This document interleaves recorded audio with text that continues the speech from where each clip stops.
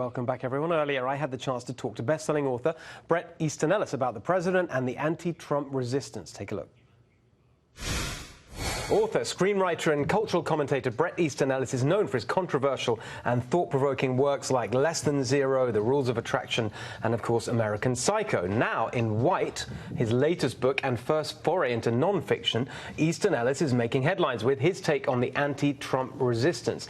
And here he is to discuss all that. Bret Easton Ellis, I've got to tell everyone, this book, White, okay, absolutely, it is, everyone has to read this book. It's not, I don't want to mislead the audience, it is not all about politics. Right. On this show, we do a lot of politics. Yes. A lot of great stuff about culture and movies and books, Right. but the writing in here on the two big political themes that you bring out that I would love to cover is just so great. I think everyone will just love it. Right. It seems to me the two big things that you deal with here are the new authoritarianism of the left. Yes. And then a lot on what's been called, and you have referred to, Trump derangement syndrome, and the way that the kind of anti-Trump resistance has just basically gone nuts. Well, the anti-Trump resistance has gone nuts, and they haven't moved the needle forward. I live with someone who is an anti-Trump resistor, who is a far-left millennial who has let Trump pretty much ruin his life ever since he entered into the picture in 2015. And so the problem becomes is I'm all for resistance. I'm all for protest. But there comes a time when there's overreach and there's hysteria and it doesn't move the needle and you start drowning in this sea of anger and resentment. Yeah. And you're just not moving the narrative forward. And you're also dealing with someone, by the way, who I don't believe cares.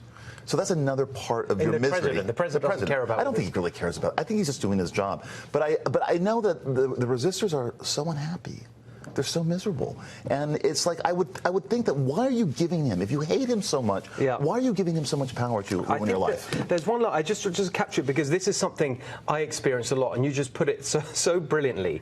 It's just when you see the way they talk sometimes, the words that they use, you know, the Hitlerian, and I think use apocalypse, you know, there's just the language they use is so over the top. And there's this bit I just absolutely love, because I just get this feeling, but you put it brilliantly in a way that I haven't seen before. When confronted with people who take this attitude, and you're thinking in your head, when you're listening to them with this hysteria, I just got to read, you are the biggest baby I've ever heard in my entire life, and please, you've got to calm the down. I get it, you don't like Trump, but for sake, enough already, for sake. This was how I felt. And, right, but the reason, I'm not just doing that just to have a bit of fun on TV, it captures something about the craziness of it. Well, it's also our resistance to their resistance. I mean, that's really what I found building up within me, is that there was just so many false narratives they were following,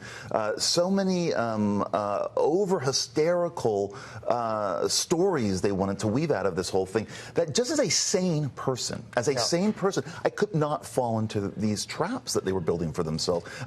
Most seriously, the Mueller report, which my boyfriend really believed in and thought was going to save us all. Right. And then when it came out with a little buff, you know, he was inconsolable for and we for can see that going on. But one of the, I think, really smart points you make about what's driving this hysteria is that it's not really about substance. The word used is aesthetic. It's Trump's aesthetic that they object to. Tell us about that. Well, I think in the book, why Trump is actually in the book, because so much of the book is about cultural coverage, talking about film, talking about the differences that I've noticed between aesthetics and ideology, and how ideology seems to be subsuming aesthetics in the arts, which I don't think is good. The message is more important than the style. But I do think that Trump's aesthetic, it seems to be the thing that really tips them over. And I wonder sometimes if Trump looked like Mitt Romney or something, if they would have that same kind of reaction. There's just something about this, the way he looks, his aesthetics, that they've gone. I've heard that a lot.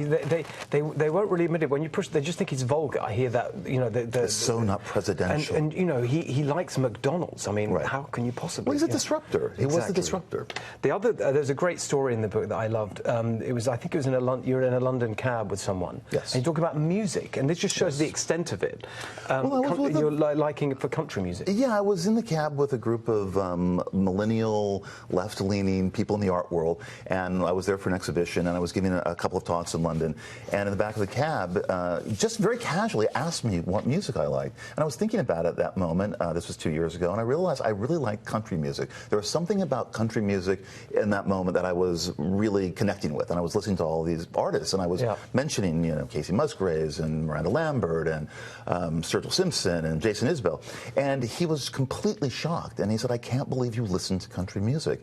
They're against us. Their values are against us." And I didn't know what the hell that meant. I mean, I don't listen to music for its values. I mean, I listen to the music because I like the tunes and I like the act. But that was an indication, and it haunted me, and that's why I put it in white. This conversation I had with this young person in a cab, because that just seems so crazy to me. That to me is a pure example of ideology overtaking aesthetics. The musicianship, the songwriting skill, the craft, none of that matters. All that matters is that for some reason he equates, this kind of totalitarian republicanism with country music. So where do you think, last question, where this all goes? I mean, is it going to get worse and worse and worse, or will there be a resistance, as it were, to all this? I think there is a resistance to all of this happening. There is a pushback because it can't, how much more can it flower? And I think yesterday at the Cannes Film Festival, for anyone who watched, Quentin Tarantino was asked a very obnoxious question by the New York Times at this press conference, and it was all about like gender equality and Me Too and all of this stuff woven in that really had nothing to do with the movie he made. And Quentin Tarantino said, just simply, "I just reject your hypothesis." And it's now become this kind of viral meme, "I just reject your hypothesis." And I hope more people are going to push back on stuff like that and get back to some sort of normalcy where we can feel comfortable in expressing ourselves. Well, I just think that you've done a really great job with this book, White, on that, and will give people a lot of hope that actually we can just have freedom of expression, all the things that we kind of assumed were part of this country in an enduring way under threat. But I think that what you've done with this book is actually really important, and it's kind of been easy for you to. Well, no, I mean, I should have known, I guess, and we did talk about it a bit, my publisher and I, that this could be controversial because there is a couple of chapters that detail Trump and detail the coverage of Trump and how hysterical it made a lot of friends of mine, especially kind of wealthy Hollywood liberals that I party with and that I know, who just had complete meltdowns for a year and a half, 2 years later. So, but I didn't know how controversial, and I didn't know how big a pushback that the mainstream media was going to have on this book, and in doing so, they help move it into Amazon. There you are. Well, let's keep moving it. White is the book. Bret Easton Ellis. It's brilliant. You will really enjoy it. Thank you so much for being with us. Really appreciate it. Thanks for having me. Thanks.